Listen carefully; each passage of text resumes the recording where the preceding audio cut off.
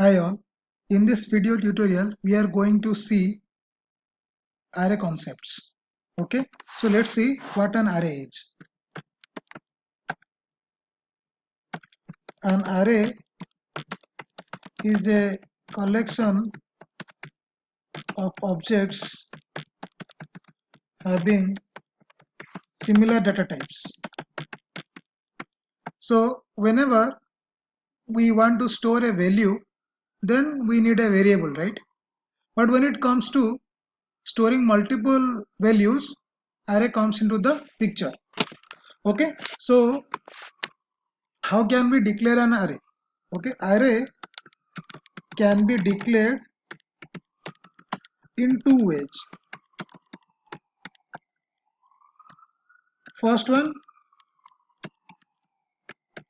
static way.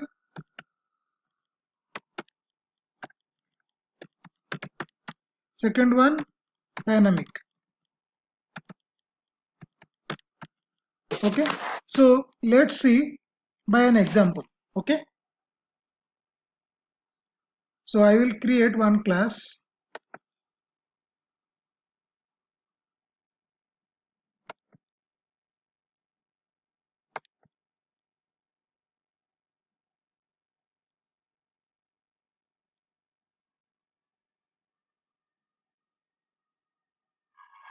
I'll name it as say array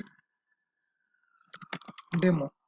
Okay, and I need a main method, so I have to check this checkbox so that it will create a class with a main method.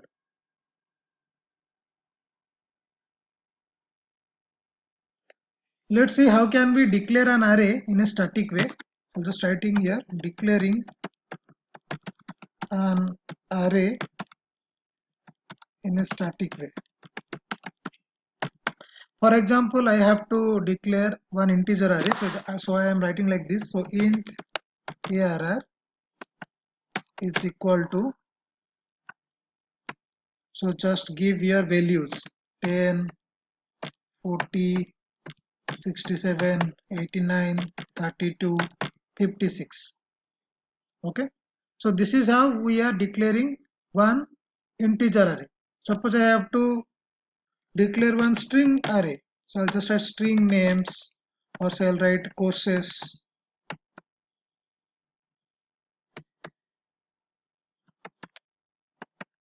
is equal to, suppose I am writing here say Java, Selenium, VB script, UFT, Python.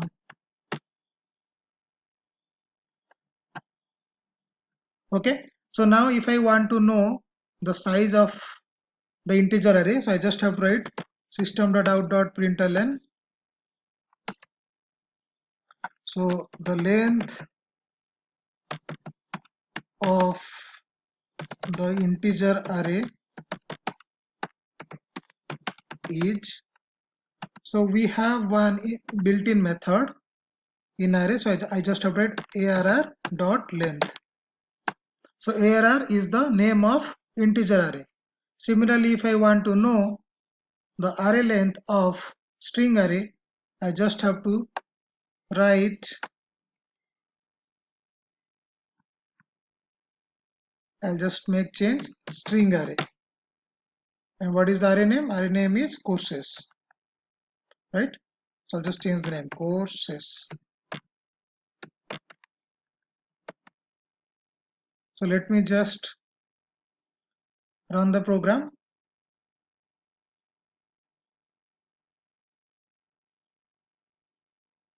So now we are getting the length of the integer array is 6, the length of the string array is 6, right?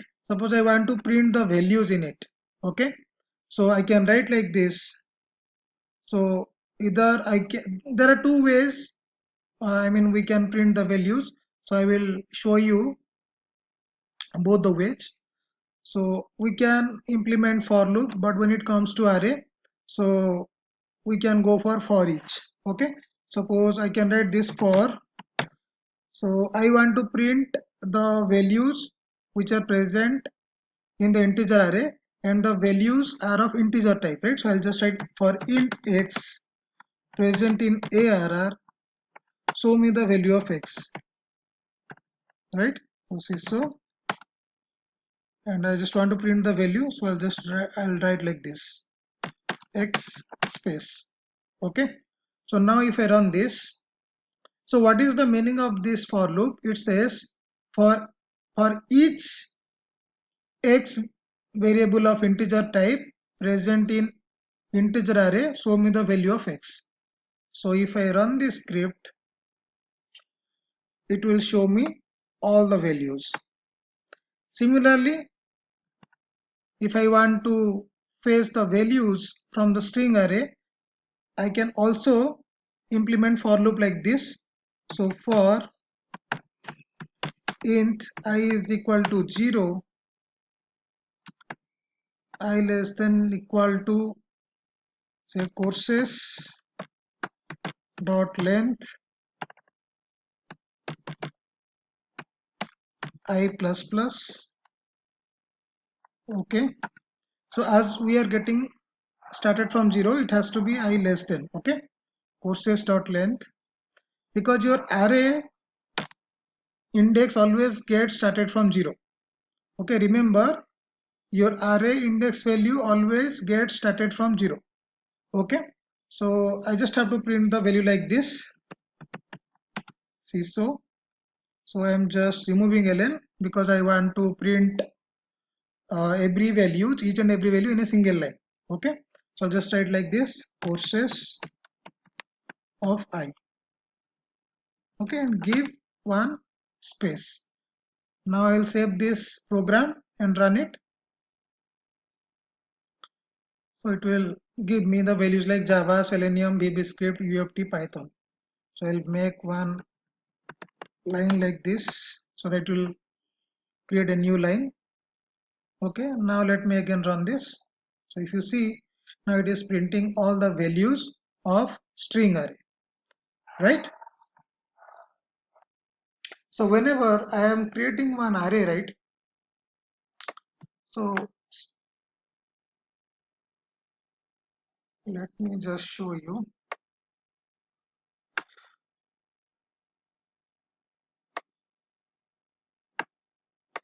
2, 3, 4 and 5. Suppose I have created one array of size 5, so it will create something like this. Okay, and your array index always gets started from 0. Okay, so this is like 0th index, this is first index, this is second index, this is third index, and this is fourth index. And you can store value like this 10, 20, 30 and 40, and this is 50.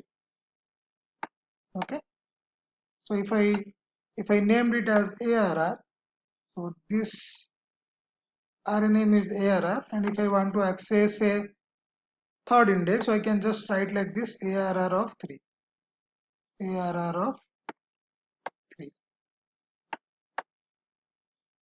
So what it will give me?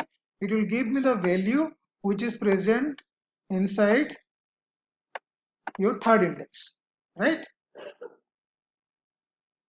Now let's see how can we declare an array in a dynamic way. So in this case, I'll write declaring an array in a dynamic way. So what I have to do? So first here we have to give the size of array. Okay, so suppose I want to create an integer array of size 5, so I'll just write like this, int, so arr1 is equal to new int of 5. Okay, and I can start putting value like this, arr of 0 is equal to say 78. I can put values like this.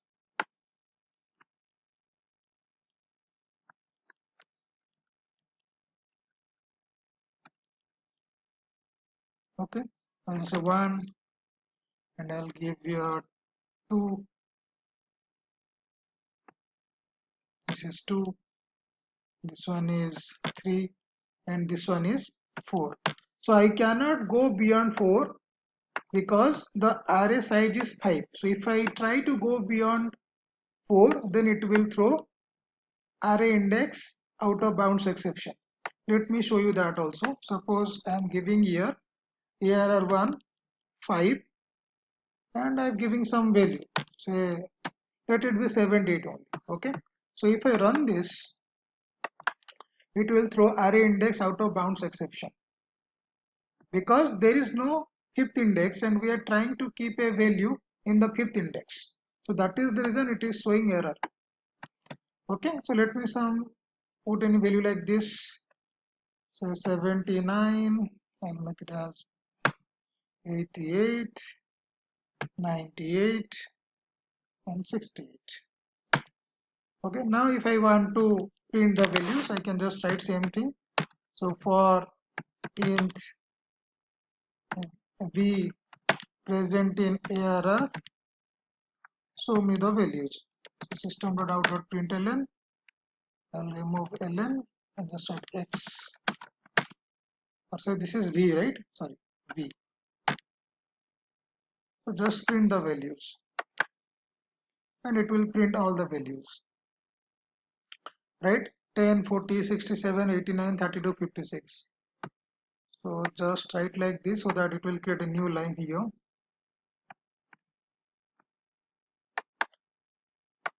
Run this. See, I am getting all the values.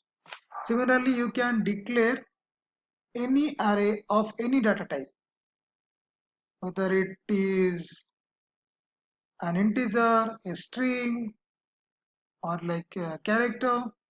You can declare any array of any data type. Okay, but there is one problem. You have to like give the array size. You cannot go beyond this array size. Okay, the array size cannot be changed dynamically. It is fixed.